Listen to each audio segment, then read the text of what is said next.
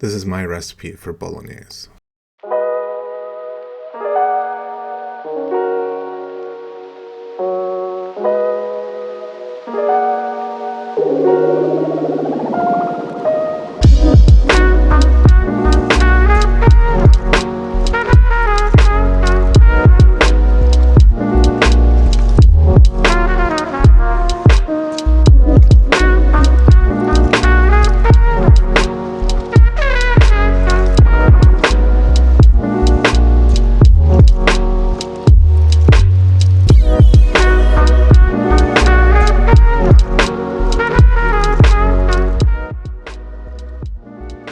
Okay, so this is a recipe that's very special to me. It is probably the recipe that I've worked on the most in my life, and I'm finally to the point where I don't think I would change anything. Bolognese is, in my opinion, the one recipe that everyone should know because there is nothing on this earth better than a good bolognese. So, let's get started. We're going to start by cutting a pound of bacon, or preferably pancetta, into reasonable chunks for the food processor. The food processor is really your best friend for this recipe. We're not worried about knife cuts since the sauce is cooked for so long. Everything is just going to melt together into something magical. Into your food processor, add your bacon as well as 1 whole head of garlic peeled. Pulse until the bacon and garlic are cut into super tiny pieces, like a fine mince. You're then going to take your garlic bacon mix and put it into your pot, which has been preheating over medium. We're trying to render out the fat from the bacon and get the little bits nicely browned. Medium heat is very important. If your heat is too high, you can burn your garlic and then you'd have to start over.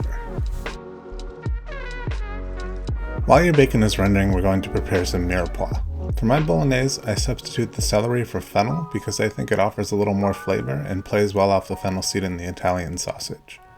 Cut 1 yellow onion, 1 bulb of fennel, and an equal amount of carrot into reasonable pieces, and pulse in the food processor until you have pieces on par with your bacon and garlic. A little inconsistency here is fine, as everything is going to melt together anyway. There's no reason to spend the time brunoising all of these vegetables. Once your bacon is nicely browned and the fat is rendered, add your mirepoix and a good sprinkling of salt, and cook until the vegetables have evaporated all of their moisture and are nicely cooked down.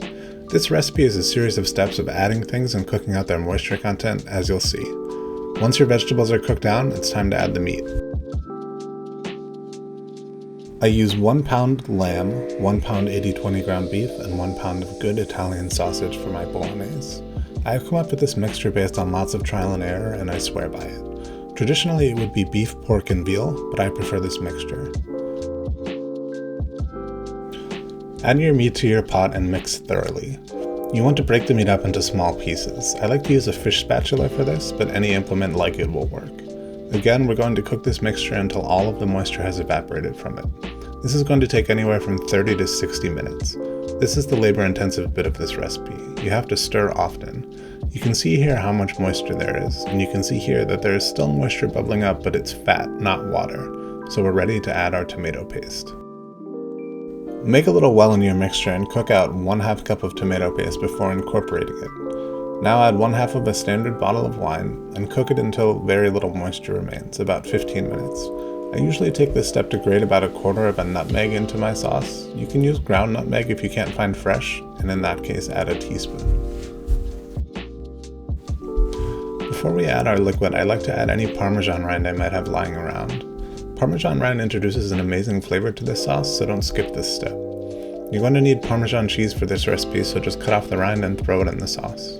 We're also adding 2 bay leaves and about 2 tablespoons of chopped fresh oregano. Okay, unfortunately my camera cut out when I added the liquid, but all I did was add 2 cups of good chicken stock and 2 cups of whole milk. We'll need to add more liquid later, so keep it handy. Now we bring our sauce up to a boil and then lower it to about as low a simmer as you can get on your stove. You just want little bubbles popping up through the surface of your sauce.